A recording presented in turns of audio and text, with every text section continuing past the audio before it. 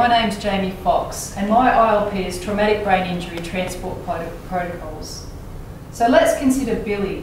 He's 19 years old and he's just got his new car and he likes to drive that car a little bit too fast. So he's driving on Western New South Wales roads that are kangaroo infested. He swerves to miss that kangaroo and has a head-on collision. He sustains a traumatic brain injury. He is now one of Southern Sector's 900 annual trauma patients. He is about 200 kilometres from the Regional Trauma Centre of Wagga Wagga Base Hospital. It does have trauma services, but it doesn't have on-site neurosurgical care. He is over 400 kilometres from neurosurgical care, which is in Sydney or in Canberra.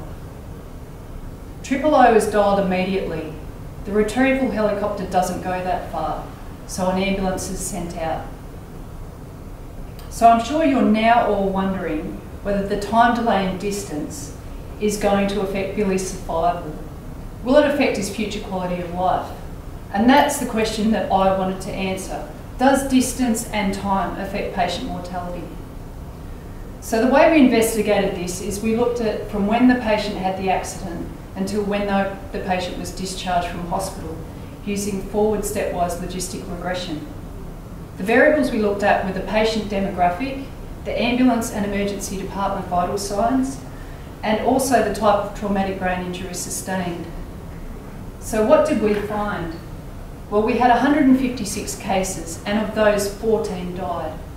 And we found the variables of age, whether the person was male or female, the injury severity, the emergency department level of consciousness and respiration rate, and the pathology of the obliteration of the third ventricle predicted 60% of patient mortality. Distance and time were not found to be statistically significant indicators of mortality, but there were data limitations, and further research is required in this area. We also found limitations in trauma registry data. So why is this important for Billy? Well, if we can identify those variables that predict patient mortality, then we can work on strategies that prevent this mortality in the clinical environment. So we can do further research and change those policies.